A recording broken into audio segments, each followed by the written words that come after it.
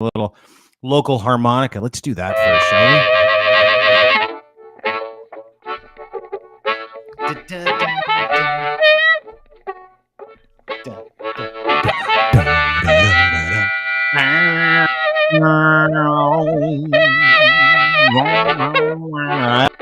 That feels better. Lachlan Cross. Welcome to the show. My name is Dean, and we are here at the end of the week, an auspicious week, a fun week, a fucked up week, an interesting week. Everything kind of comes out in the wash. I was thinking that today. Because of the week that it's been, because it's been divisive, it's been fun. There's never been better content. We had fake terrorist attacks get perpetrated in the House of Commons. We had the gay mafia go after people this week, and I mean the anti-gay mafia, not the gay mafia. We've had a rise in hate crime. We've had dumb people at the front of the queue all week, and we've had some very interesting goings on. One of the things that happens in this country is we generally speaking, and by the way, I live in Canada. Anybody that's new to the program, courtesy of our friends at Crier Media, I am in Canada. I am in Toronto, Ontario, Canada. Canada is a social democracy. It's what we do. We're really a social liberal democracy. And when I say democracy, we're just like any other democracy where the government gets to decide whatever happens. And we're kind of approaching D-Day, if you will. And I'm not taking that lightly. I'm not one of those guys that likes to blow stuff up and say, well, this is terrible. This is going to be... No. We're pretty even keel over here. We like to be responsible with the things we talk about. And that is not happening on a daily basis anywhere, including here. And so some stuff happened in Canada this week. We're going to get to that. And joining me to do an end of the week wrap up, please welcome from a Crier Media property, one of our favorites, our morning show at Crier Media. It's called the True North Eager Beaver podcast. He's one of the hosts. Please welcome Mr. Douglas Connors, ladies and gentlemen. You can go and download his podcast anywhere at True Eager. You look so fresh today. You look real nice. Thank you so much. Yeah, you're welcome. Put a little work into it today. Did you really? What do you have to do to get ready on a daily basis? Because you got a lot of hair. You got facial hair. You got a long ponytail. You're always dressed like you're like going to a rock show. You know those people that look like, I want to look like I don't care, but I do care. And you've got incredible teeth. You're very well coiffed, if you will. How long does it take Douglas Connors to get ready in the morning? Not long at all, actually. Really? I'm pretty much out of bed. Do you really? Seriously, I just, unless I'm actually going to do something stylish with my hair, I just pretty much, make sure I comb the knots out, because when I sleep, you roll around the pillow and you get knots in your hair. When you get hair this long, start with the bottom, start to the bottom and go to the top. And then I put it in a ponytail. And if I want to do something really funky with it, then before I go to bed at night, I just like tie it in a button back. And then when I wake up in the morning, it's all like big, like it looks like a big blowout. So I just like shake it, put my hair up and down like a rock thing, and then just let it fall. And there we go. So that's it. That's your whole hair routine. Do you have are you one of those dudes that has like really specific shampoo and stuff? Yes. Okay. Yeah. Because when it gets so long, it tangles very, very, very easily. Yeah. So that's where it actually takes me the most time is when I'm in the shower and I'm actually washing and then conditioning, because I actually make sure that I leave the conditioner in for like a full 2 minutes, 2-3 minutes. You do condition, do you? I have to, or else because you got a long comb through it. You know what I washed my hair with yesterday? A bar of soap. What? Really? Yeah. Ooh. Okay. Look at it. I mean, who cares? I know, right? It's like I've got. Hair. It's gray. Did you say it's gray hair?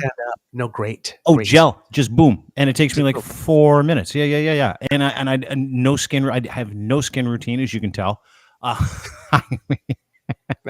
now that you got to work on, though, right? The skin routine, a little cream. I just put a little cream on this bad boy when it gets dry, and that's it. That is literally my regimen. It's my regimen, Douglas. The 3 gay rules of fashion: moisturize, accessorize. Okay. Well, I wasn't aware of that. Where have you been all my life? I have no idea. I only moisturize when I'm like super dry. And I don't do it because I'm like going to make any of this look any better than it looks. Look at me, Douglas. I'm not going like how much I need all kinds of help. And so I just rock it. I just do what I have to do. But when I look at a guy like you, friends. Yeah, I know. I wore this shirt because I'm like, maybe Douglas will think this shirt's cool today. I got to do that's my gay friends. But then again, I like the black one with the avocados too, and Lachlan hates it. So, I know, because he's not gay. He's too straight for that shirt, right? And I'm like, I can do it because it's like, I don't care. I just love avocados, and I wore it that day for you. So I'm wearing a nice shirt for you, but I didn't wear it today because I thought, oh, Douglas is gay. He'll like this shirt. Like, that's what you're saying. I do like that shirt. But you know what's interesting about that? Yeah. Another gay person told me they like my shirt today. Another friend of mine who's gay. I'm like, I got him on a Zoom call, and I'm like, hey, how you doing? He goes, love the shirt. And I'm like, Yeah. really? And then we got on. You and I didn't even talk about the shirt. We just started talking. You're like, I love this shirt. Yeah, it's a cool pattern. Yeah, you like that? I don't even know what it is. It looks like leaves or something. Yeah, I think big bold patterns work on you. Oh, thank you very much. Yeah, it draws the attention away from my face. That's what it does. I remember when you posted something though, going, "Hey, I'm a total snack." Yeah. Well, see, that's the thing. So I lost a bunch of weight this year, and I know you look like $1 million too. You look like a big snack yourself. And I lost a bunch of weight this year, and these guys are like making fun of me on Twitter. And as you know, I don't give a fuck. And so when someone says, "Look at you, look like a piece of shit," I'm like, "Yeah, I'm a total snack. I already know that, dude. My girlfriend's way younger than me. She's way hotter than I deserve." And I'm like, there's no way she's with me if I'm not a snack. No way. Total snack. The gays say yay. Just saying. Do they? Yeah. Like, am I acceptable? Like, if I walked into a gay party, would you go, that's a snack there? That's a good looking man. Yeah. Really? Yep. I appreciate that. You know that? Hands down. No, I really appreciate that. I feel the same way about you. I'm not particularly into blondes either. So there you go. This isn't blonde. It's Arctic blonde. It's blonde. You're a brunette guy? Definitely. Really? Is hubby brunette? Yep. Oh, he is. That's right. Actually, to be totally honest, I'm a redhead guy, but they're allergic. You like gingers? I love them, and they are allergic to me. They do not know I'm alive. Really? Really. You might be the only person I know who's into gingers. Oh, love it. Really? What about a ginger do you love? I just think it might be the contrast. Yeah. Because I don't know too many. The contrast of what? Between you and... Yeah, because I don't know too many dark-skinned gingers. Yeah. But there are some, but I don't know too many. So when you get to, red hair versus like the, dark brown and then like pale white skin on a dark skin, together, it makes a very lovely photo. Does it really? Okay, so you just love the contrast of the ginger, but it's not like an attraction to a ginger. No, it's an attraction. There's something like if there could be 100 people in the room, there's one ginger and my head. Oh, really? Yeah. Oh, it's like gingers are kinks to you. Not so much kinks. It's just I just noticed them. Have you been with a ginger before? Very rarely. Yeah, but has there been a difference between the gingers you've been with and the non-gingers? Like the gingers versus everybody else? No. Not in that sense, no. No difference. Me neither. I've never dated a ginger. It's just... And I'm not attracted to them, which is why I find it odd that you're attracted to gingers, because I don't know anybody that is attracted to them. And I take nothing away from gingers. I had a little ginger in my beard at one point when I was younger. It's gone because it's all white now. But I think one of the reasons might be because one of my first times was, and I had a very, very, very happy memory. Okay. I have a extremely happy memory. That was a very, very, very, very, very good couple of days. Okay. So it goes back to an experience, then your formative years of realizing what you liked and who you loved, and it was this beautiful open flower of gingerness that you're like, yeah, that's awesome. And then you're like, you want to repeat that experience. It might be a little deeper than that too, actually, because younger. I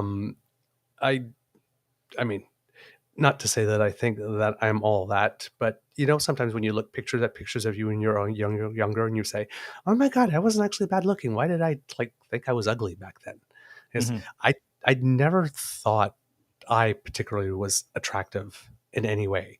Really? Because in the straight community, right? Women, they turn around, they see all the objectification of women. Like, a woman's Yeah. supposed to look like that to be pretty. Well, Yeah. put that on steroids in the gay community. Oh, really? That's steroids, yes. So when I came out, every time I looked at a cover of a triple X movie or looked at ads in, gay newspapers like this, everyone was tall, white, blonde, buff, hairless, and if you saw below the waist, stacked like a donkey. I'm No. 0 for 6. So, so I just kept on getting the message, you're not attractive. So All I right. relied on my charm and my wit and my kindness. Sure. And then later on, I figured out, like, a couple of people told me, it says, no, you're actually, like, those who like me a lot. Mhm. So then I figured, okay, maybe I got something. But I think I'm very niche. You either like me or I'm an acquired flavor. well, some people don't like hairy at all. And like, Oh yeah, you're I'm hirsute, pretty dude. hairy. You And got it then all going on. some people don't like anything but white, and well, I'm not. Yeah. And so, right off there, so I think I'm pretty niche. It's like, but Mm. those who like me a lot. But I've never walked into a room and turned heads. You're not a head turner in the gay community? I've never walked Really? in a room. Yeah, I've never walked So in a room and it's had a interesting, before we get to wrapping up a whole bunch of political shit, and I didn't yeah, plan on talking about this part of your life, absolutely not. But you and I talk like everybody else talks. Like I talk to women, like I talk to guys, right. like I talk to guys about their relationships. I'm like, Yeah, yeah, are you an ass man? Or are you a blonde guy? Like that kind of stuff. Who cares? Who cares on the other end of that? I mean, we're talking aesthetics, right? That's what we're talking right. about. But women, to your point, have this imposter syndrome because of the steady feed that they get of what is hot and what is not. And I Yeah, guess being in the gay community and growing up, wondering what you're all about. And then you get into, some of the material, whether it be, nudie mags, whether it be videos, whether it be the advertisements that you see yeah, that are targeting, people in the gay community in a good way. They're yeah. saying this is representative of X. And so you're like, okay, I've well, I'm never not seen that. anything that looked like Wow. me ever, ever. The Really? first time that something happened that let me know that maybe Yeah. is I went to an event in Chicago, and there was a big sort of like, what do you call it, a trade fair downstairs, and it was Yeah. let's say a sex lifestyle sort of event type things, Sure. Yeah. So, I was talking to someone, and I was doing some fundraising and charity work. So I was thinking, hey, if I can get like a company that makes these toys or these movies to join in, maybe I would be very good at getting helping with the charity work if I had some kind of Yeah. corporate sponsor. And then so I was talking to this guy who I had crossed like 2-3 times at the event and would always say hi to me in the elevator and all that kind of stuff. And he was gorgeous. Like just drop dead gorgeous. Ginger. Tall, wide, buff. Not ginger, but sandy blonde, but just gorgeous. Absolutely, winner of the genetic lottery, right? Okay. And was talking to me all friendly and stuff. And so I saw him in the trade fair downstairs, and we're talking. And I think, okay, maybe this guy would, given that we've said hello a couple of times. And he gives me his card when we're all done. And he says, "Call us, maybe we can work together." And then I walk and I get down to the end of the aisle and I stop for a second, and I think, wait a minute. And then I go back to him because I realized the conversation that we had. I was talking about him working with me so we could do charity stuff. But then wait a minute, is he talking about me working with him? And he was there from one of those companies that makes those movies that used to be hid behind the curtain. Pornos. You're talking about porns. Yes. Yeah. Yeah. Yeah. Yes. He's a porn And he producer. said, no, no. He says, I'm talking about you working with us. Oh, he wanted And you I'm to thinking, act. uh-huh. And I'm thinking, like, nobody wants to like I could not see myself as a porn star. It was like at first I thought, Douglas Connors, the approachable porn star, right? It's like, I was like, I can market The myself that way. politically educated, approachable porn star. A Yeah. friendly porn star, right? Like this. And then I thought, no, nobody wants to see that. Swear to God, no word of a lie. About 1 year later, a friend of me writes me and says, "When did you start doing porn?" I says, like, I don't do porn. It's like, yeah, you do. I was like, no. And then he sends me a picture of this guy that goes by Hussein from a company called Raging Stallion That was just about 20 years ago. Sounds like an appropriate male porn name. Yeah. Short, brown, and hairy. I could have been Hussein. It was the same company. They were looking for short, brown, and hairy. They were looking for Hussein porn. That's what they were looking for short, brown, and hairy. That's what they were in the market for. Apparently, it finally became in. My time had come. Short, brown, and hairy was sexy for about like 5 years. Yeah, that's a category on Pornhub, on the gay portion of Pornhub. It's short, brown, and hairy. You get Hussein porn. Like, there's a lot of that, right? There's a lot. It doesn't matter if it's men or women. There are categories for different kinds of porn, because there are guys who are like, I'm into short, brown, hairy dudes. And they're like, well, let's create a category for it. And he's like, I got the perfect guy, Douglas from the True North Eager Beaver podcast. He'd be great. He's short, brown, and hairy.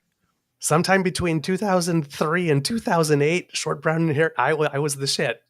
And then after that, it reverts back. So, so I'm now just waiting for it to go retro again. Yeah. Well, speak of reversion, by the time right? I'm 75, I'll be really, really hot. Oh, dude, that's Lemon Party City. You're going to be great. You're going to be in demand. Old, brown, short, hairy dudes. You got the market corner. I'm going to be killing it at the nursing home. Oh my God, as you should. Speaking of reversion, I want to kind of get into this, because we're going to lead into some political stuff, and we're going to get into Pierre Poilievre's very bad week. You had a tremendous week of tweeting. You put out a real great tweet thread today talking about that. And the conservative bullshit in this country is like the conservative bullshit in every country. It's driven by religion. It's driven by the hatred, or the idea that the gay, what do they call it? The gay woke gender ideology. They call it a cult now. They're saying that anybody who's accepting of other people's lifestyles is in a cult where it's too inclusive, and it shouldn't have to be inclusive. There you go. There's your sweet tiara. True. And once let me ask you, and they send you one of these in the mail. Yeah, I hope to get one too as an ally. But let me ask you a question. Over the past, I would say 6 to 12 months, it's been going on for a couple of years, right? You and I can freely talk about you being in porn, and whether or not you'd be in a certain twink category, if you will, because you're just a cute little fella. But when we talk about the reversion of what's in and what's out, it seems to be very in right now to treat people in the gay community as if they are part of this, as the religious right calls it, the mind virus. And I want to ask you a question. Have you seen an uptick in what I would like to call courageous homophobia over the past little bit, with the increased rhetoric of some of the political bullshit that we've seen with political parties like Pierre Poilievre a couple of weeks ago saying he wants to stop dangerous woke gender ideologies, and everybody in the conservative bastion, people that come from that line of thinking. Has it emboldened people in real life to treat you like shit again? Are we back there a little bit? Yes, and I had it happened to me personally earlier this year as well. So, in what capacity? Like share with me, if you can, as much as you can, the sea change in how you're treated, and the boldness with which that certain ideology, or people that are emboldened by that ideology, are now pushing back against you just living your life. Right. Well, it's like you said, it's almost like people feel like they have license. I mean, you've seen it, right? It's like this year, people have gone into you've seen the videos in the United States of people going into a Target store and pulling down displays, or, taking down T-shirts that have rainbows on them. It's like, that didn't happen. Like, that's a new thing. Mm-hmm. It's like, why? Well, somebody has decided that people should be afraid of rainbows all of a sudden, or triggered by rainbows. And that's just multiplied. It's like, oh, why do you need a whole damn month for Pride? You never shut up about it. We'd be okay with it if you kept quiet. No, you wouldn't be okay with it if you left quiet. We kept quiet. What you want to do is reduce our ability to live and exist in public space, right? That's where the transgender bathroom laws come from, and all that kind of stuff, right? Because I mean, if you're in public and you got to pee and there's nowhere you can pee, well, there's only so far you can go away from home, right? So it reduces your ability to live in public space. It's the same thing. So, like, for example, one of the thing that we hear about gay people or transgender is like, oh, our veterans only get one day and you guys get a whole month or a whole week. It's like, well, no, there's actually a Veterans Week, and actually veterans have a whole freaking ministry. They have a minister of veteran affairs. There's no minister dedicated specifically to gay things. There's a couple $1 billion in our budget that goes to that as well. Veterans. Yeah, exactly.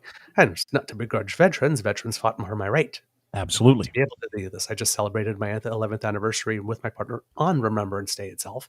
And this year in particular, I was particularly grateful for the sacrifice of the veterans, because it's not lost on me. It's like, hey, I am able to have this wonderful relationship and post something online and have like 35,000 people say, hey, what a cute couple, lovely, fantastic, happy anniversary, because somebody fought for my right to do that. Yeah. Right. So it's like, and also there are gay and transgender veterans and people serving right now. Mm-hmm. It's like, so all these people there, it's like, it's almost like this, they want it all and nobody can have anything. And if they have even just one day, they freak out. It's like, it's a whole month of Pride. Yeah. But in every city that you're in, Pride is just one day.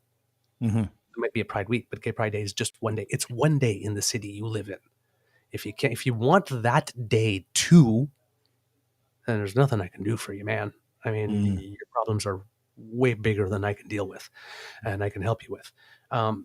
But because of that, all this, we've got people protesting schools. People weren't doing that 2 years ago. There might have been people that were afraid or wanted something, when we're talking about sex ed, and they write and, they might have a protest one day or here or there and that kind of stuff. But this systematic thing that we saw going on for a few months, every single day, every single place, all that is new.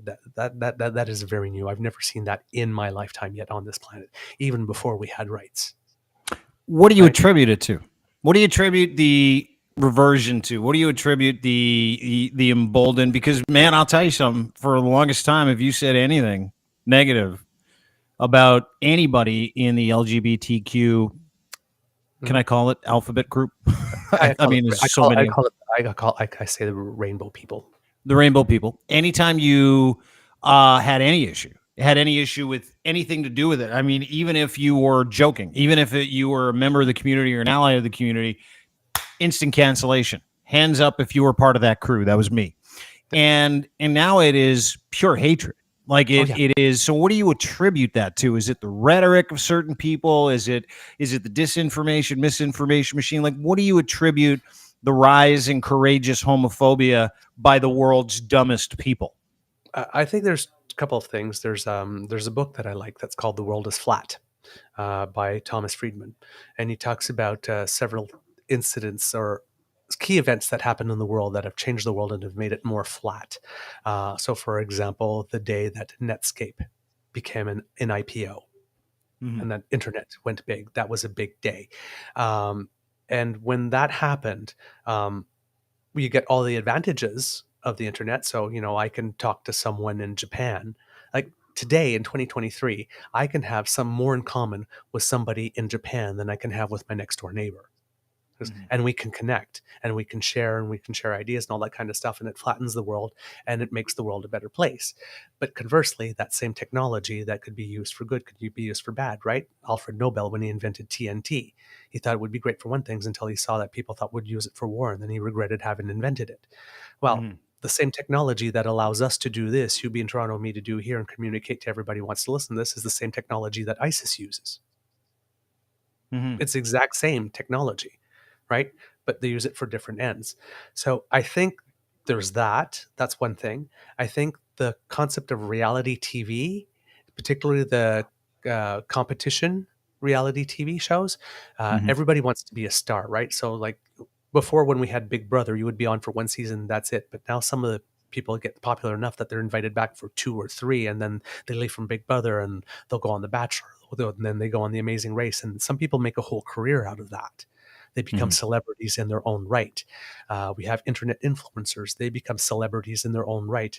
And I think there's a big portion of people that just want to be a star. And I realized at one point, for example, if you're a musician, right, and you put up a collection of songs, right, which would be in the day would have been a CD or an album, and you don't need a record company anymore. You put it on the web. If enough people like it, let's say it's $10 for your collection, 10,000 people like it, you've just made $100,000 that year. Mm-hmm. In a world of 8 billion people, if you work at it long enough, it'll be pretty easy to find 10,000 people who like you, Mm-hmm. who might be willing to part with $10 a year. You live off that. So I think a lot of people have decided that that's their pathway. But doing that, then you get to that thing, right, where you're doing something. Somebody says, I like that. So he's, oh, you like that. So I'm going to do more of that. And I'm going to do less of this. And then it's almost like your audience starts to shape who you are rather than you just being yourself and maintaining just being yourself, regardless of what your audience says. And then you start performing more than you start being just your authentic self. And then you get the attention, you get the likes, you get the clicks. And I think, it's like when you're in acting, all the directors really want to act and all the actors really want to direct. And I think there's a lot of people that just want their moment. So, and then COVID came along and a lot of people were isolated. So a lot of people had a lot more time to communicate this way because this is what was available to us. And I think a lot of people found each other a whole lot more quickly than they would have had COVID not happened. Mm-hmm. And in those communities, it's almost like you say, cult or gang culture. Mm-hmm. You are alone. You feel lonely. You feel that nobody understands you. You have these views that are deplorable or unacceptable. And, there was a time when you had those deplorable or unacceptable views. People knew better than to say them out loud because they knew what would happen. They'd get consequenced. Yeah. There would be consequence. Well, now you have a whole network of people saying, no, you're not the bad person. They are. You're not crazy. They are. You're not the abnormal one. They're the freaks. Come here. We'll be your family. We'll love you. Like if enough people are saying the same thing, then they can't possibly be wrong and they're not afraid of those consequences. And given that we're now in an on-demand world, like remember back in the days we used to have jukeboxes and you would listen to a song now and then all of a sudden that went away and all of a sudden albums became really popular. And then you had concept albums that you would listen to from beginning to end. When's the last time somebody listens to an album beginning to end now? Right? We're back to the iPod. The iPod came along and we went back to the jukebox. I like this song from this artist. I like this song, but I don't want to listen to the whole album or I don't want to buy the whole album. So now we're in a world where you can be online, and we all do it because they're assholes online. Oh, I don't like this guy. Block, mute, delete, block, mute, delete. And then all of a sudden, well, you have an echo chamber of all people that are telling you, oh my God, that was brilliant. That was great. Oh, what you said was just so intelligent. Oh, you're just so fine. Oh, you're just so kind. Oh, you're just, and it could be, it's very easy just to remain there and not go seek outside. And now, before you just had your own city or your own town, but now you got the whole damn world. That you can carve into a community, you can dive into a community that supports the things that you think are right or you think are wrong. Yeah. We see it all the time, which is okay. So like, I mean, listen, I'm part of communities that are much more inclusive. I'm part of communities about foreign intelligence. I'm part of communities about different pieces of information, political information. Like those are communities I enjoy being in. And I know that if you're a hateful asshole, you're going to want to be in a community full of other hateful assholes who legitimize your hateful assholery, right? And so, the emboldened part of those communities really come out real loud, and then they go and attack people, and they tell you that you're a groomer or a pedophile just because you happen to like men and you're a man, or you happen to like women and you're a woman, or you happen to like dressing as a woman and you are a man and you love doing drag shows, and then they or you get just part of happen those to be the friend of someone who's like that. Yeah. Well, yeah. Right? I mean, but that's the game. Like that's the game for these idiots. Remember back in the day, when it was the black and white thing, and you had the N-word / lover, N lover. Yeah. Now it's like groomer lover. You're either a groomer or a groomer lover. What a stretch that is, dude.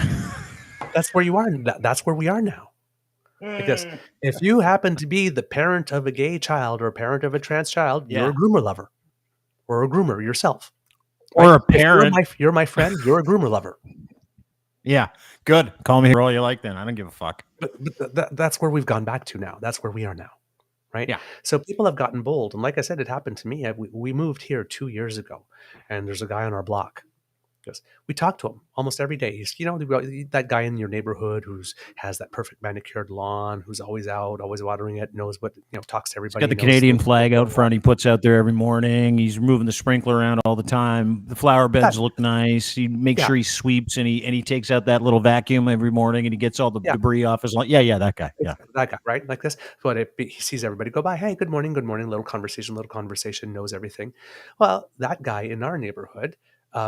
Hey, 2 years, no problem with him. Everything was great. Then one day out of the blue, I don't know, somebody shat in his cornflakes or whatnot, but he started yelling at us, and all of a sudden, he called us faggots. Right there, on the street, 7 p.m. I was like, what the fuck? Like, where did that come from? And he'd never besmirched you like that before? No gay slurs before that? Friendly. Totally normal conversations with the dude? Proactively saying hello every morning. I'd walk out sometimes like this and sometimes not see him because I'm going down the other way and say, hey, Douglas. It's like, oh, hi, Jim. Right? No problem. Because just out of the blue. And it's happened to me once or twice. For example, I've been in the gay village in Toronto and whatnot, and there's a car of like yobs that pass by, faggot, as the car goes by, right? Everybody's said that. But somebody that I had developed some kind of relationship with that I see a couple of times a week, that I know I'm going to see a couple of times a week, who's been on our property, right? Just turning around all of a sudden, it's like, faggot. I have been blessed. I've been on this planet for 50 years, and that had never once happened to me until that day. Something's new. But the newness comes from the people that are pounding the rhetoric and providing that umbrella cover for those idiots, in my mind, right? Like it creates an acceptability, right? Sure. You're seeing other people doing it, and there's no consequence to them. So you get mad, just throw a little F word in there. Yeah. Right. What are they going to do? Right. Especially if you're doing it and you feel superior at the moment. It's like, oh, faggot. And what's the faggot going to do about it? Well, you found out what the faggot was going to do about it. Was the faggot was going to fuck him up. So called the cops. Oh, you did you? Good for you. I put him in his place. Well, yeah, Good. Right in the moment. Like I said, I didn't lose control of myself. But it was like, what the hell did you say? And I let him have it right there. And then I just walked right home and I called the cops and I said, you need to have a little talk with him. Good. It's a hate crime, man. That's what it is. Yeah. And then it's like, but when a moment like that happens, you don't know what you're going to do, right? Because there's 3 things that can happen. You can freeze. You can say, oh, I don't want no trouble. Put your head down and just skulk away. Or you can get mouthy. I got mouthy. Now, that could have invited another response, right? He could have escalated, but turns out I don't think he expected someone that was just 5'6" and 160 pounds to suddenly look like he was 6'4" and 230 or something. Because did you go full Papa Bear? You went full Papa Bear, didn't you? Papa Bear. Well, also my partner was with me. Is he a big dude? Right? Alex is he's like 6 feet and like 210 or something. But all right, but he froze. He just could not believe that had happened. He was so shocked that it had happened. He was just like, and then of course I got big, and we've been together 11 years. He's never seen me like that. So that probably made him freeze too. It's like, who is this guy? He goes, but it's like, you came after me and you came after my family. Yeah, dude, it's no different if someone comes after me and my family. It's no different if someone drops a slur at me in my front yard. That's universal. Totally. It doesn't matter what it is. And it's amazing how we like to make that separation. And it's amazing how that separation gets covered from, influencers, Elon Musk, Jordan Peterson, or in Canada, Pierre Poilievre. It amazed me today. We're going to get to that now. It amazed me today. Yesterday, Pierre Poilievre calls this incredible fucking car accident at the Peace Bridge, or sorry, not the Peace Bridge, the Rainbow Bridge. Very appropriate. The Rainbow Bridge in Buffalo. Triggered by rainbows? Probably.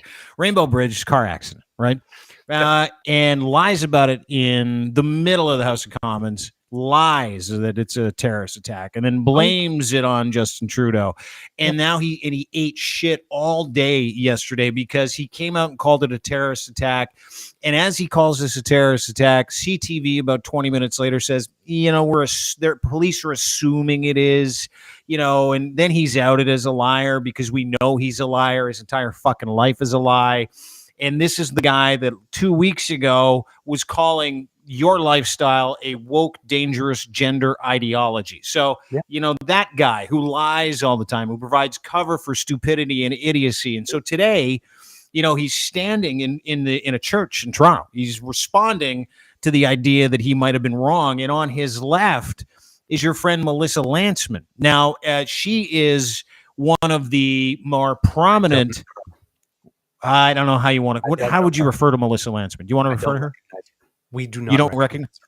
Does the gay community not recognize Melissa Lantsman? Not recognize her. No? She's not one of you? She's not part of your crew? She's not part of the ship? She's not part of the accepting crew? She's not part of inclusiveness? Some people, even though they say they're wearing your colors, you do not want on your team. Okay. Well, let me play the clip. And I want to talk about Melissa Lantsman. I want to play the clip because Pierre Poilievre has been outed as Canada's big lie. But the people that support him are also part of that big fucking lie. And I find it egregiously gross that she's standing right next to this piece of shit. Who 2 weeks ago, what's that? And Roman Beaver, who's on the other side. Yes. Yeah. But not only him, remember, she sits in the House of Commons every day that house is in session. Mm-hmm. On the benches next to Garnet Genuis and the newly elected Brandon Leslie. Both of them are super pro conversion therapy. Oh, like you can convert people from being gay to being straight. That's conversion therapy. And they believe that works. Oh, yeah. That's we just passed a law making conversion therapy illegal. And actually the Conservative Party, when Erin O'Toole was leading it, sent Garnet Genuis to a little trip to Latvia to do something. And then they passed the motion when he wasn't there. Because they knew he'd vote against it?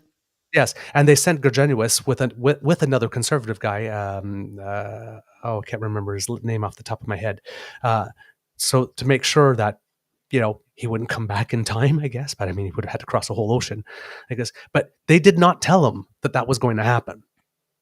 Wow. And then in the by-election in Manitoba, we had Pierre Poilievre and the Conservatives drop leaflets, right, criticizing Maxime Bernier for having marched in a pride parade once when Harper was the prime minister and giving his full-throated support to Brandon Leslie, who also came out for in favor of conversion therapy. So she's sitting in the benches with a leader. As a married lesbian. And two guys who are pro-conversion therapy. And she's still standing right by him in that church. That's why I'm saying we do not recognize her. You know that meme of Mariah Carey going, I don't know her. I don't know her. I don't know her. But the thing is that these people are conservatives first, right? When Zelensky came to Canada and Candice Bergen was the interim leader, she stood in the House and said, conservatives stand with Ukraine. Not Canadians, conservatives. Every other identity is secondary. That's because they're stupid fucking idiots. But if that means they have to sell out other gays or sell out other Sikhs or sell out other black people like Leslyn Lewis did. Leslyn Lewis is black and she had Nazi brunch. Okay? Jenny Byrne, just a couple of days, recirculated photos of blackface. It's like, Leslyn, hello? Yeah. Do you not have a problem with this?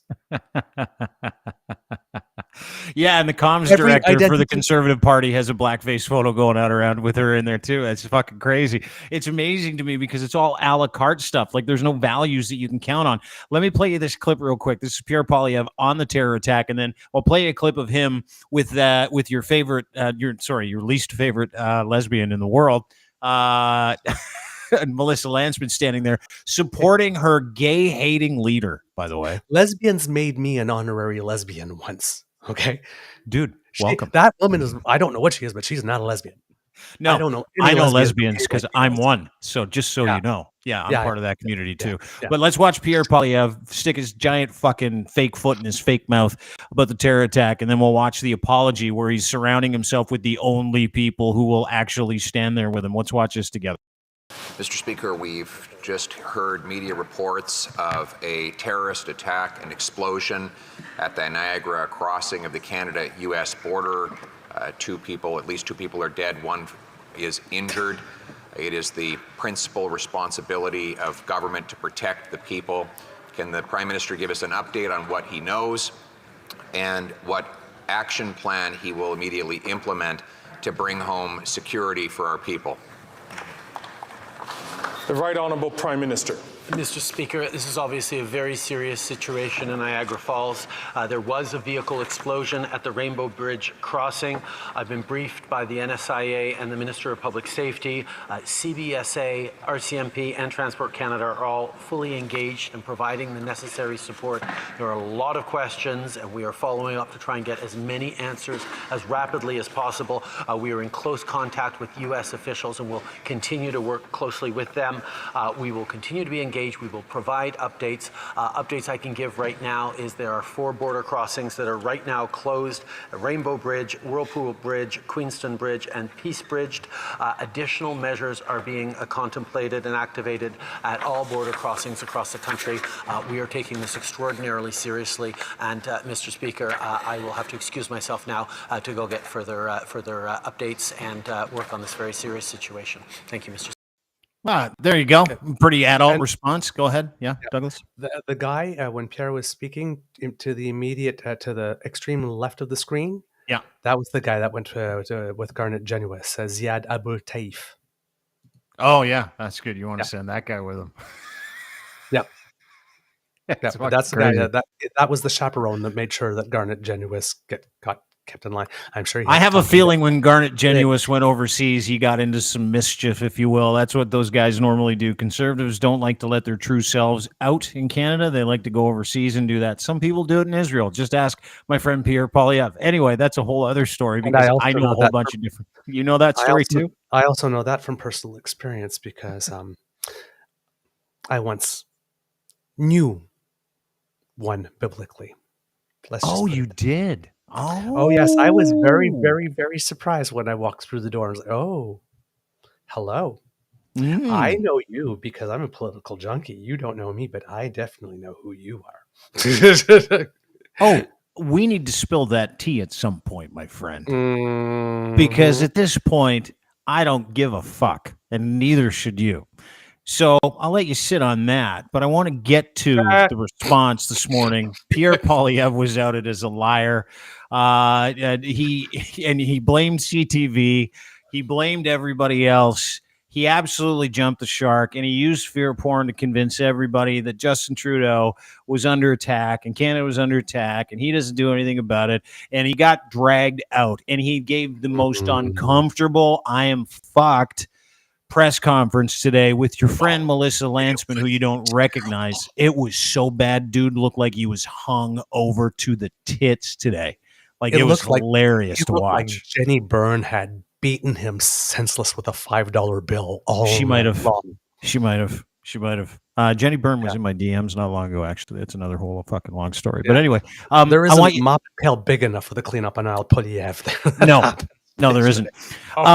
But let's just play his response, and then we'll get to Melissa Lantsman. So he was asked today, hey, dude, why the fuck would you call that a terrorist attack before anybody else called it a terrorist attack? Were you watching Fox News? Because they were the only people that called it a terrorist attack. And I want you to watch the belligerence of this piece of shit. I want you to watch really carefully and listen very carefully to Pierre Poilievre, the gay-hating Russian asset who runs the Conservative Party of Canada on behalf of Stephen Harper's International Democratic Union, respond like Donald Trump, only if Donald Trump was morally confused far more than he is. Let's watch this together, shall we? Hold on. I just want to point out one thing because I watched the whole thing beginning to end. Yeah. Right? The whole press conference, his body language is terrible. Right? When he starts talking, he doesn't have any breath, right? And he's like, he knows he looks like he's been beaten up all night. In this question, when he answers this question, all of a sudden he is on familiar territory and you see his entire body, what his demeanor that you see here when he's going to be asked the question is demeanor, but you will see the moment when he starts answering, you see that shift. I'm on territory now. And it's the only time you actually see him smile. He gets happy. His nipples get hard. He's got a wet spot in his pants while he's answering this one. All right? Let's watch it together. The rest of it, it's unlike. Okay, next question. Hi, Paula Loregio with the Canadian Press. Et si vous pouviez répondre dans les deux langues officielles, je l'apprécierais beaucoup. Do you think it was responsible for you to call yesterday's explosion by the by the checkpoint at the Rainbow Bridge terrorism when no U.S. or Canadian officials said that was or authorities said that was the case, and when the New York governor also said there was no evidence to suggest terrorism activity? Actually, you're wrong. You're with CP? Okay, so CP, by the way, CP, just for everyone's knowledge, did have to make 3 corrections for falsehoods that they put into a single article. I think that might be unprecedented. I'm actually thinking about checking with the Guinness Book of World Records to see if there's ever been a news agency that has had to issue 3 corrections for patent falsehoods that they admit they had been made in one single article, and now you've made yet another falsehood in your question. Okay, let's stop that right there, because not only is he full of shit, he's ambiguously saying Canadian press had to retract 3 articles, doesn't say what they are, where they are, when they were. Number one, not only disingenuous, that's a fucking lie, and he is Canada's biggest lie. Let's just reiterate that. Then he goes after this young woman who he loves doing this to. He only does this to women. And he does this to women because, as you pointed out, it's fucking familiar territory. And then he lies about a Guinness Book of World, just some kind of fantastical Guinness Book of World Record thing. It's a fucking bullshit story. And has no character or values when he's answering these questions. She's not asking about whether or not the news is right. What he's saying is, you can't ask me that question because you've been wrong before, without giving any receipts of what she was wrong about, which is just the most deflective, childish bullshit I have ever fucking seen in my life. And it lets you into the mind of literally a serial killer. Like, he has got the fucking mentality of a serial killer who doesn't give a shit about anything anybody asks him. It's completely disingenuous, and he's doing this on our fucking dime. Let's continue real quick, and then we'll get to it in just a second. And hold it. Let me also point this out. Watch how many times he gulps. Watch how much dry mouth this guy has. Watch how he fucking lies through his dry mouth, Douglas. Yeah. And when the question was being asked, right, you saw his face, right? Oh, sad, he was beaten down. And then when she said, you know, the terrorism, he knew what the question was to be at that. As soon as she said the word terrorism, he gulped. So, oh God, this is what this question is going to be about. Here we go. And now it's sort of like, this was also the first question asked by a female reporter. Totally. Let's finish watching this, and we'll pause it when he gets disingenuously stupid yet again. For falsehoods that they put into a single article. I think that might be unprecedented. I'm actually thinking about checking with the Guinness Book of World Records to see if there's ever been a news agency that has had to issue 3 corrections for patent falsehoods that they admit they had been made in one single article, and now you've made yet another falsehood in your question. Now, there's no falsehood in the question. He hasn't even fucking answered it and won't identify what the falsehood is. He's just saying there's a falsehood. Yep. And the whole reason that question's asked is because he stated a falsehood. Yeah. So he's upset at the alleged falsehoods of others, right? And there's a difference. You have to understand there's a difference when a media puts the first version of a story and then gets new information, and then, right, you see date posted and then edited or amended or updated. Yeah. So it's updated, right? There's a difference between that and we knowingly published false information and whoops, now we're correcting it because we got caught. No, it's like, this is what we knew. Let's update that information. That's how the news works. Let's continue, and then we'll debunk this in just a second. Right. Initial reports said that the car was coming from Canada, which was not the case. So they updated that, right? Yep. So yeah, they updated the whole story, and a couple of people, including myself. I mean, I said it might have been stochastic terrorism. Then I had to come back and say, hey, listen, apologies. That wasn't me. Bad RT. Let's just wait and see what happens. We wait and see what happens, and we apologize when we're wrong. This is not an apology. This is not an accountable human being. You cannot have this guy as the leader of anything. Nonetheless, a fucking country. Guy can't run a PetSmart effectively. But anyway, let's continue. Where you are wrong is that CTV reported that the government of Canada was presuming that the incident was terrorist. So now, that itself is a lie. I'll tell you why. Because CTV pointed out the assumption was that it was a terrorist attack, and that's the way that Canada was looking at this. That happened at 2:29 p.m. That comment he made the day before was a full 10 minutes ahead of time. So he made that comment about it being a terrorist attack 10 minutes before CTV even actually posted anything about it being possibly terror related. So he's full of shit. And here's the other thing also. There is a material difference between we do not have enough information right now to confirm or deny that it is terrorism. So we're not excluding it as a possibility. And from what we have right now, we presume that this is a terrorist act. There's a big difference because sometimes that language. In that language, right? So he's saying that we were working on the assumption that it was terrorism. No, we couldn't rule out the assumption that it was terrorism. So of course we have to work on the assumption that terrorism is a possibility until we find something that either confirms it or rules it out. That is not the same thing as saying we're acting on the assumption that it is most definitely terrorism. So Not what you're saying is, yeah, and what you're saying is that he's full of shit. Totally. It's coming out of his eyes. Okay, let's continue. yeah, that's what I said in my remarks. You're right. No, he never said that in his remarks, not once. And there's that little shit-eating grin, right, where he's like, Now he's getting happy. But now he's getting happy, right? Because he's attacking a female journalist. You're wrong. Yeah. He did say in the House, and we saw in the clip, according to media reports, right? But here's the thing, right? But he didn't say CTV. And the only people that were reporting on it being a legitimate terror attack was Fox News. So that's where he's getting his security briefings. That should make everybody a little concerned. And if you listen to the Fox clip, the guy that's reporting it says, according to a source with Fox News, not a source with Homeland Security, not a source with the FBI, not a source with Buffalo Police, according to a source with Fox News. Well, of course, a source according to Fox News is going to say it's terrorism. They hate brown people with Muslim sounding names. Sure they do. It's part of the grift. So he says, well, that was what he said in his remarks. He didn't say it in his remarks. Let's just go back real quick. Let's have a look at this. Pierre Poilievre politicizing the explosion attack at the border. That's Jason Pugh, one of our writers. That was at 2:29 p.m. 2:29 p.m. CTV didn't put out the Canada operating under assumption Rainbow Bridge vehicle explosion is terror-related till 2:50. That's 20 minutes. And again, that's under assumption. Right? We don't have anything confirmed. It's just we're not ruling it out. Correct. Like, so we're dealing with this like it could be the worst thing until we know different. Correct. That's the level of torquing would make a Cirque du Soleil artist dizzy. Yeah, but dude, this isn't torquing. This is just a straight up fucking lie. Like that's what he does on a daily basis. This is Canada's biggest lie, giving yet another fear porn lie to convince everybody he's the only guy that can come in and save the day when nothing needs to be saved. Let's continue. Report. But it's citing media reports and not.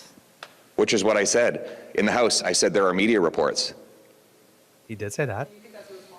But those media reports weren't out until 20 minutes after he said this. And it was just Fox News that had reported that. So that's so what he's admitting to here is is getting his national security source briefing with Fox News. Not even from Fox got News, it from Fox News. But not even that, from a source with Fox News as reported on Fox News, a source that nobody knows, no name, hasn't seen, doesn't know. And why is PP getting his national security briefings from a source with Fox News? Because he can't get his security clearance here. Correct. I've been ringing that bell for some time, Douglas. He's not allowed to get his security briefings. He does not have top secret clearance because his wife's family's podunk, and he's got connections to some very bad people overseas, which we are going to uncover in the next 4 to 6 weeks. And it's not only top secret, right? So we're talking NSICOP level. That's way above top secret. Yeah, he's not allowed to do it. He can't do it. Can't pass, so he won't sit for it. Anyway, let's keep watching this guy belittle this female reporter who is just trying to do her job. What kind of statement? Calling something terrorism. I didn't. I said there were media reports. Okay. So, did he call it a terror attack? Let's watch this one more time. Mr. Speaker, we've just heard media reports of a terrorist attack and explosion at the Niagara crossing of the Canada. Now, the media did not report there has been a terrorist attack. Because we're working under the assumption that it is, right? No media report said there has been a terrorist attack that did not happen. Oh my This God! is It going takes back. people for fucking idiots. This is going back and changing the story after the fact, right? You got caught doing something. Oh, I did it because of that, and then you go and explore why you were that, and it's like, oh, well, that can't possibly be true because for that to be true, this would also have to be true. This is your excuse after the fact, right? Yes, sir. Yes, sir. Yeah. Let's finish Human watching behavior. this fucking loser lose his loser mind. No, there's no distinction. Yeah, there is. What I said, Was a lie. and I was right, Just proved it. No, you was that weren't. there were You media fuck. reports Yeah, and you called it a terrorist of attack. a They said it was terror-related assumption. You event. dumb fuck. Yeah, No. no, that's By not what your you said, admission, shithead. No, there that's were not media said. reports of a No. terror-related event. No, there weren't. No, there weren't. And that shithead. media report, according to CTV, unless you're questioning their integrity now, Flip the came table. from security officials in the Trudeau government.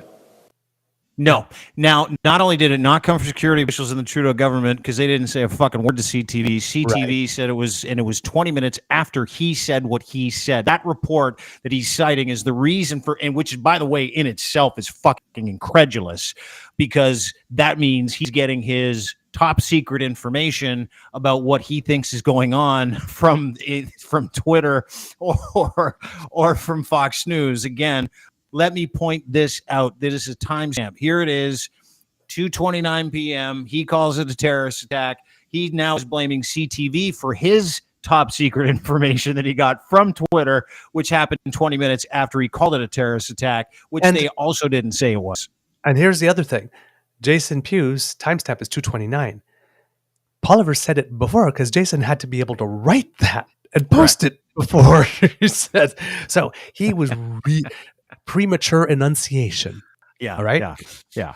Oh, what cock. Let's finish this up just for fun and see where else he gets belligerent and stupid and takes Canadians for fucking morons. So do you think the CTV was irresponsible in putting out that tweet? No, it happened 20 minutes later, shithead. Now here's the thing. The journalist is being brilliant here. Sorry, I'm asking, and I have already answered that. Do you think CTV was irresponsible? Oh, another gulp. Another gulp. Another gulp. Put that tweet out?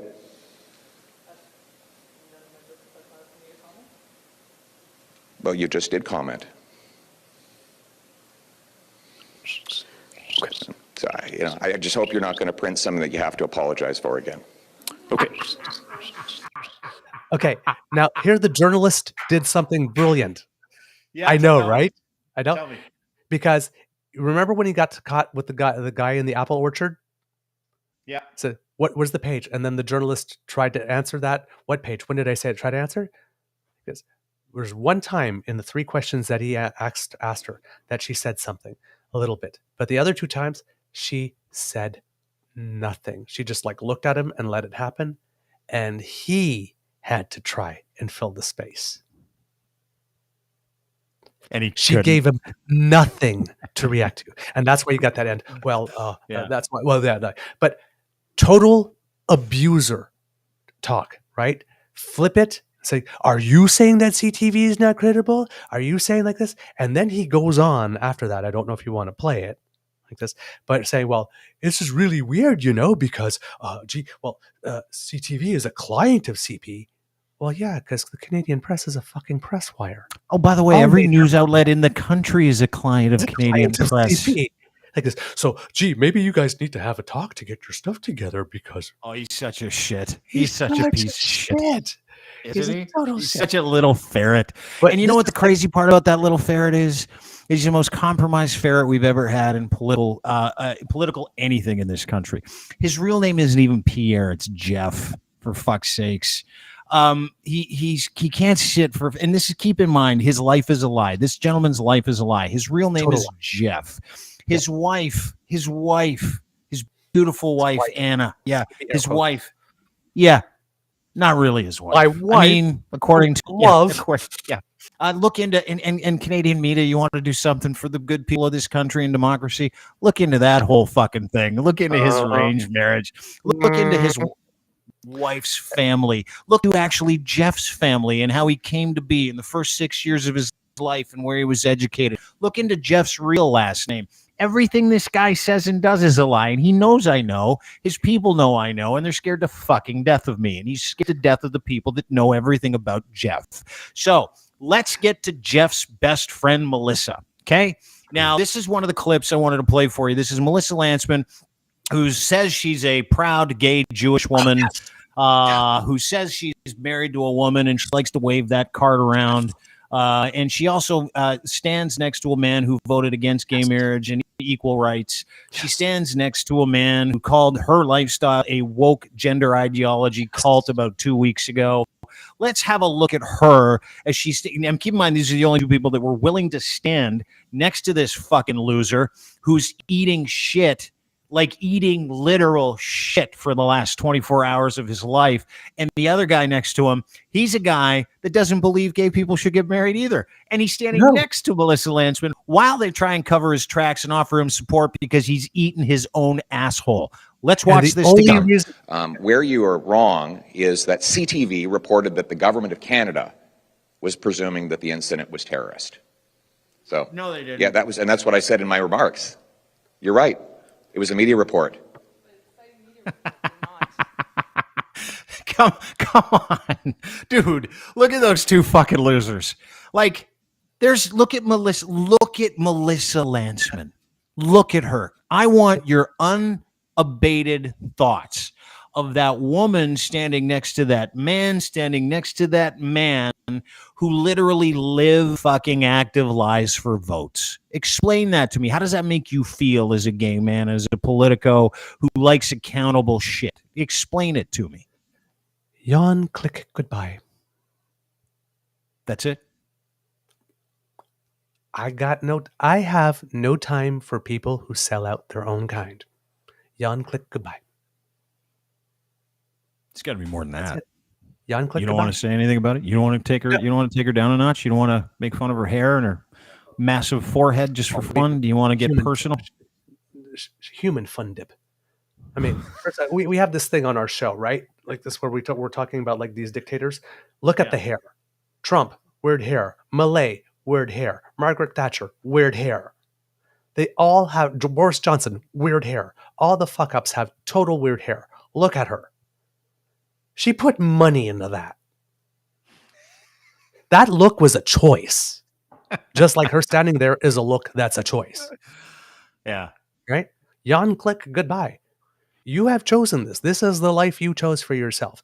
And Melissa Lantsman, you got to remember, right, when the convoy people were there and people were talking about the Nazi flag and whatnot, who did they send out? Her. They trotted her out. She's the one that stood up in the House of Commons and says, how dare you say that I aided and abetted Nazis? I'm Jewish. And lesbian, right? And Jewish and lesbian, because Hitler was inviting all us gay people for brunches of beer and brats during there. Like, Jewish and lesbian? If you were really offended, you would be offended on the basis that you're Jewish and lesbian, because you would have had like a yellow star and a pink triangle on you. But she wasn't offended on behalf that she was lesbian. Or Jewish. Oh, no. She took offense on being Jewish. Oh, yeah, she trotted out her faith and played that. How dare you say I would assist a Nazi? I'm Jewish. She's, I'll say this. I'll say this out loud. I'll say this out loud. Is that I don't care where you're from. I don't care who you bone. I really don't. I don't care what you think. As long as you have values where your words and your works match up, right? Right. Melissa Lantsman is a coward. Oh, yeah. Melissa Lantsman is a liar.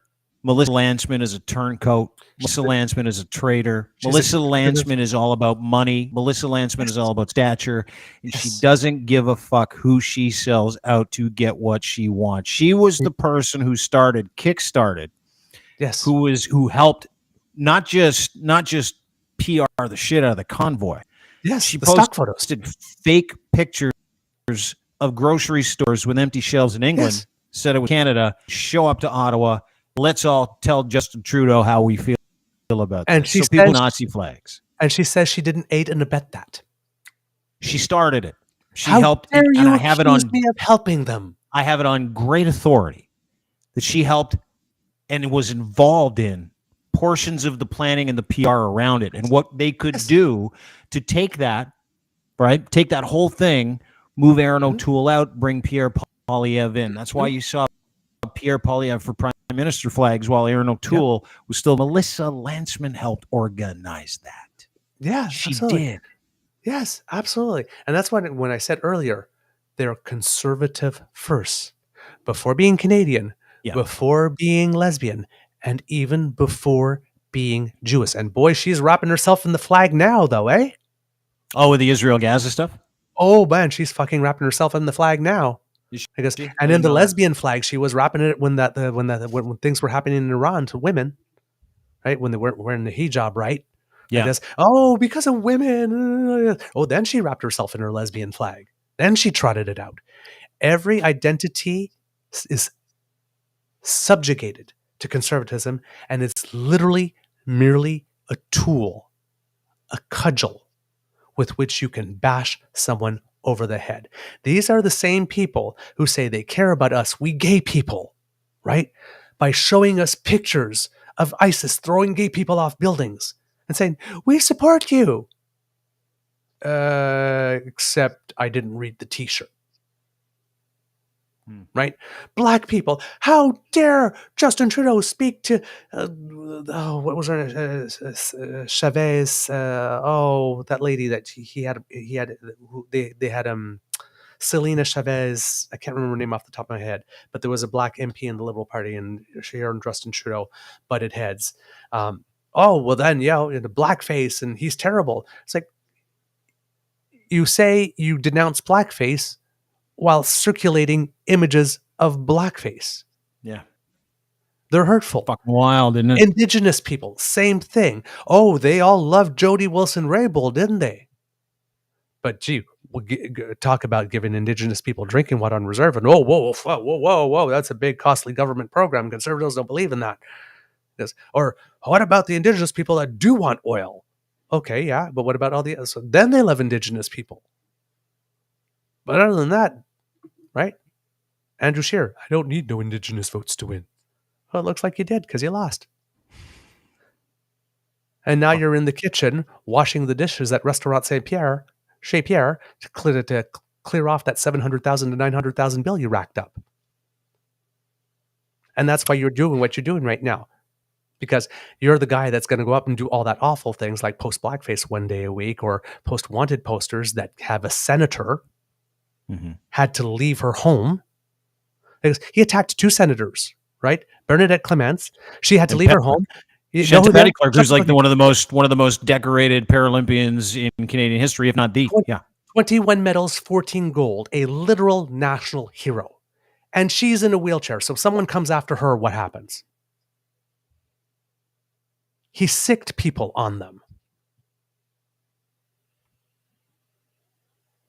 This is unacceptable. That's what Andrew Scheer needs to do for a living now to pay off that 700,000 debt, because the Conservative Party did a report on what he did. And they were supposed to release it to the public, and they didn't. How much do you want to bet that that's what Andrew Scheer is paying for? Keeping that secret. Because anybody that runs for prime minister, that's the leader of the party and is in the bidding to be prime minister, that doesn't win, leaves. He's still there. Yeah, he's an attack dog. He's doing dishes until that $700,000 debt is paid off. That's what he's doing. They're all, Douglas, I think a great way to say it is they're all pussies. They're all losers. They're all those people in your school who were never nice to anybody and they always dressed in great clothes, and they came from entitled homes, and Yep. most of them came from Sunday school right into school, and they were told that they were special, and they're really not. They're just a bunch of fucking losers. They're a bunch of hateful dicks. I don't give a shit anybody's sexuality. I treat Melissa Lantsman like I treat Pierre Poilievre, like I treat Roman Beaver, like I treat Andrew Scheer. They are hateful morons who are taking advantage of anything they can to try and get a leg up so get access to your taxpayer bank card and PIN number. For their friends, for their lobby groups, and for their culture. And you know what? I don't even know what their fucking culture is now other than exclusionary hatred. Right. And lying. Yeah. Like pure fucking unadulterated hatred and lying. And a la carte, wrapping yourselves up in culture and ideologies that don't belong to you. People who you hate. People you treat like shit. People who you lie to on a daily basis about what's wrong with this country. If these people liked this country, they wouldn't run around telling everybody it's broken. They wouldn't lie about terrorist attacks weren't terrorist attacks. They wouldn't stand there and blame everybody else for their mistakes, which is what I saw. And I tell you what, if you want to get my attention as someone who's deeply affected by disingenuous, lying pieces of shit, you want to get my attention, don't be accountable. You want to get my attention, blame everybody else and take your victim mentality and you throw it in people's faces like Pierre Poilievre did. And I can tell you here, Pierre's real name is Jeff, so there's nothing accountable about him. Nothing. His entire life is a lie. His family's a lie. Where he's from is a lie. What he does every day is a lie. What Melissa Lantsman does on a daily basis is a lie. She ignores the most important parts of humanity in her own self, and she bastardizes those things so she can get a leg up. And that is politics today by and large, but you really see it on steroids when it comes to someone like that who we just proved a fucking categorical, pathological liar, with a woman standing next to him on one side who has denied every single member of her community a fair shake by siding with lies, siding with anti-LGBTQ messaging, siding with the people in the culture who hate it. And the guy on the other side, this Roman Beaver guy, who's been kicked out of caucus, and like he's the only dude that could be standing there. And I also have it on good authority because I have moles. I'm a big mole guy. I got people on the inside who said, listen, after Pierre Poilievre ran that terrorist thing, he begged for anybody to stand there with him so that they could give him cover. And the only two people were his deputy leader, who's just as fucking morally and fucking virtuously corrupt as he is, who also, and I'll tell you this about Melissa Lantsman, look up where she's from. Look up where she's from, who she's worked with, and you can absolutely draw a direct line between the Conservative Party of Canada's support of Russia, not Ukraine, of Russia, and that woman has an in. That woman is a problem. That woman is as corrupt as Pierre Poilievre is. That woman is an absolute fucking Canadian cancer. Canadian cancer. I believe I said my piece. She's horrible. Oh, she's horrible. She's disgusting. She is a disgusting human being who hates herself and obviously hates the people around her enough to take anything of value, courage, wisdom, temperance, justice, truth, kindness, and she uses those things for her competitive advantage to get everybody on side so that she gets what she wants on behalf of the people who really pay her. And it ain't Canadians. Nope. I'll tell you that right now. There's a lot of self-loathing per square inch in that room right there. All right. And you're right. This is the thing that's going on when I said you want to be a star, right? When she was working for, I think it was CIBC World Markets, she was a pundit. Right? She was showing up on all the news shows, giving her opinion on stuff. You knew that she was going to end up there one day as a CBC candidate. Roman Beaver gets thrown out. What does he do the entire time?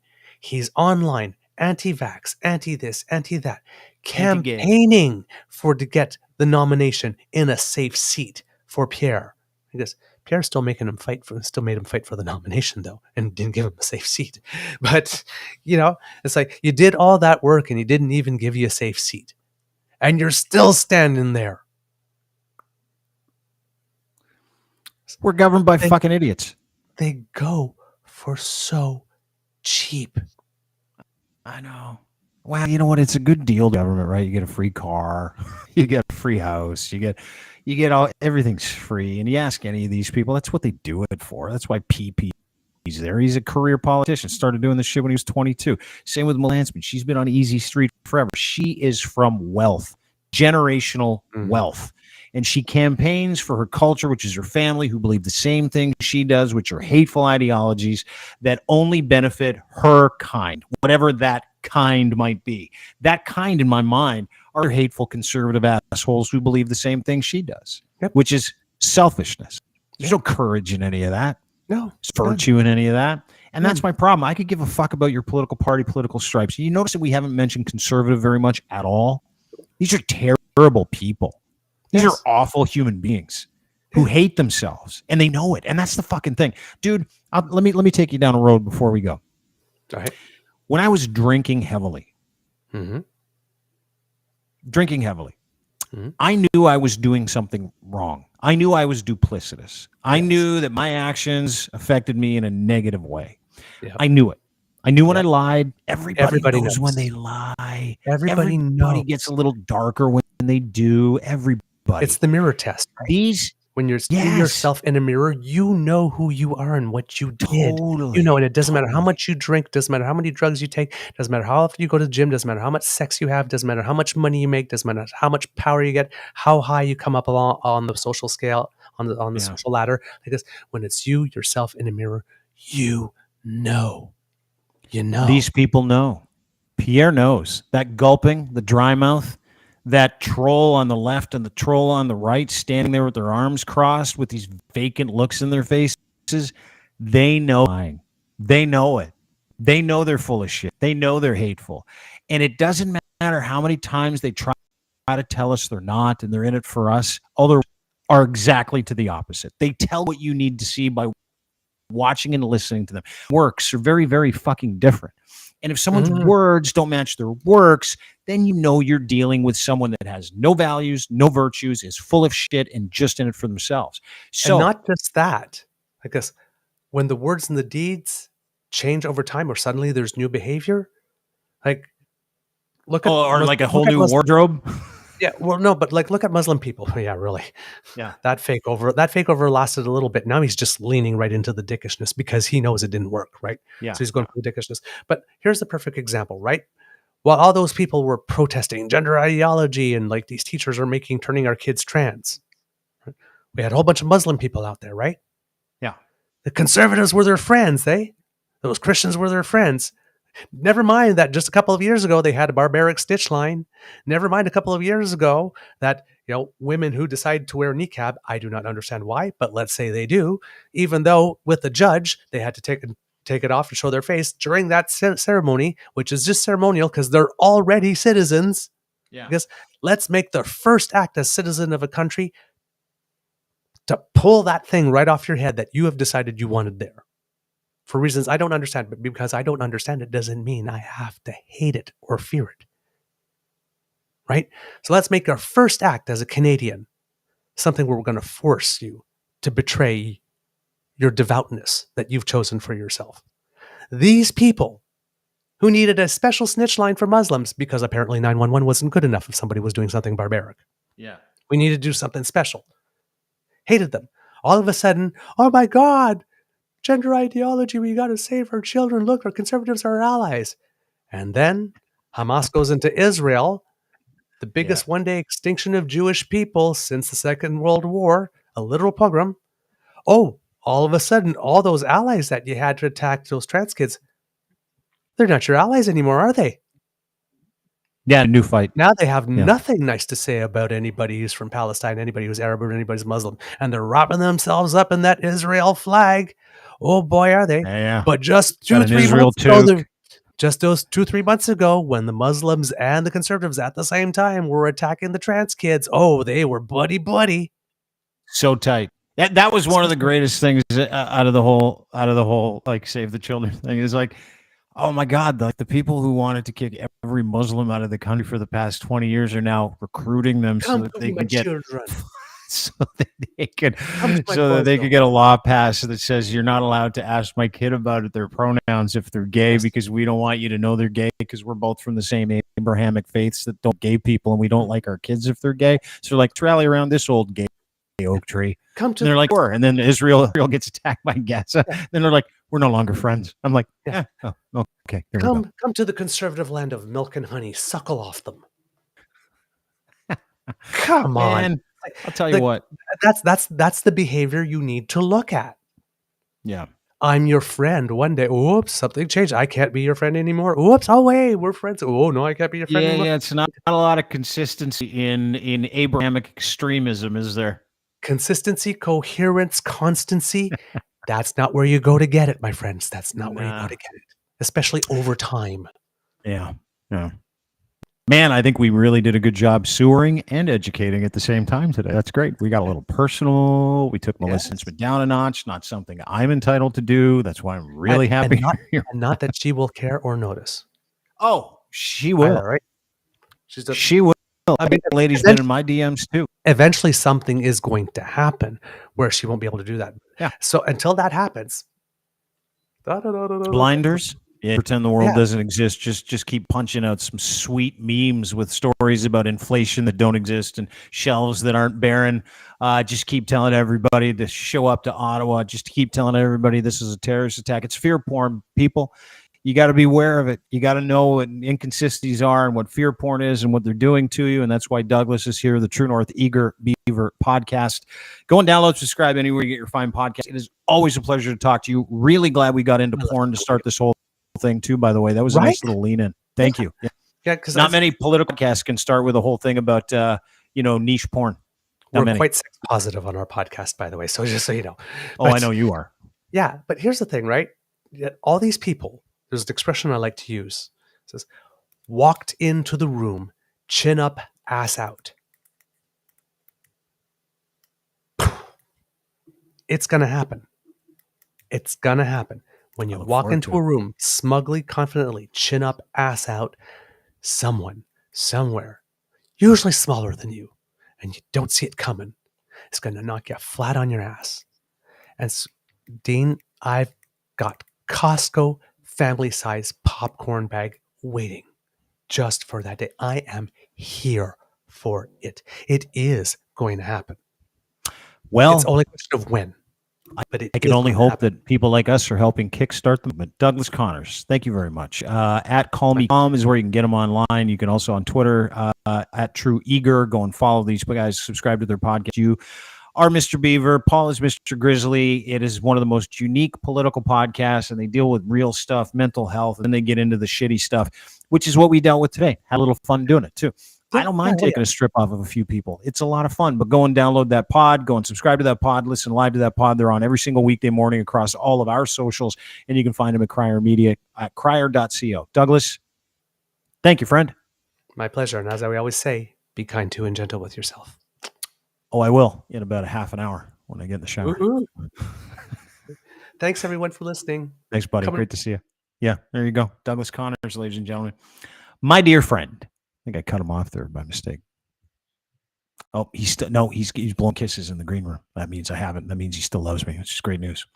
Surround yourself with good people with virtues and values. Don't believe anything a politician says. Definitely don't believe anything those fucking losers say. You just prove them as liars with their own fucking words. Send this podcast to your friends. Send it to them. Pepper Pierre Poilievre's comms people with this podcast. Same thing with Melissa Lantsman. If you get a minute, we're done here. Go rate, subscribe. YouTube is where you can find us. You can find us across all socials as well. Crier Media on YouTube. Dean Blundell Show on YouTube. Same thing with Google, Apple, Spotify, etc. But do me a favor. Just fire this off with timestamps. Call their offices and ask for a meeting and say, we want you to listen to this podcast.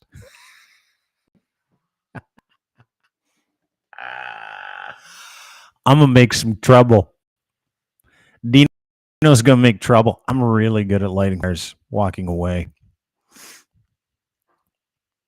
I'm not walking away from this one, though. I'm going to have some fun with it. Anyway, have a great day, everybody. Appreciate you being here. Don't forget, you can get everything we do at Crier Media. You can get everything we also do on Google, Apple, Spotify, YouTube, Dean Blundell Show, Crier Media as well. Thanks so much for now with us. As always, brought to you by our friends at Muse on the Mic, a sex-positive podcast about Canada's oldest industry. And you can also go and visit the girls at Muse Massage Spa, 1290 Finch Avenue West in the beautiful city of Toronto. Super high-end, very safe, incredibly clean. And these people want to make your dreams come true, and they also educate you about what the business is, which is the purpose of Muse on the Mic. You can go and download it anywhere you get your fine podcast. You go to Crier Media and get it as well. Emily, Riley, wonderful people. Do yourself a favor. That is a great podcast. You can get them on Patreon, and you pay for it as well. That's where they really give the juice. We'll go to Muse on the Mic today. Also, special thank you to our friends at Ed's Fine Imports. His Gitch are on us. They can be on you too. Promo code GITCH3. EdsFineImports.com. There is Gitch, boxer briefs, pouch in the front. You'll love them. And we're brought to you by our friends at Torque. Colin's the greatest. Torque makes rugged, hard-working torque wrench for any industry, any bolting solution. Here you go. No matter the scale of your bolting project, they have your solution. Go to cantorque.com today. The very best in sales, service, rental, calibration, maintenance, custom fab, industrial torque tools. These are bolting solutions. You need one. If you're in heavy industry, heavy machinery, nuclear, rail, et cetera, go to cantorque.com today. They manufacture and do everything in Canada. Not like other people.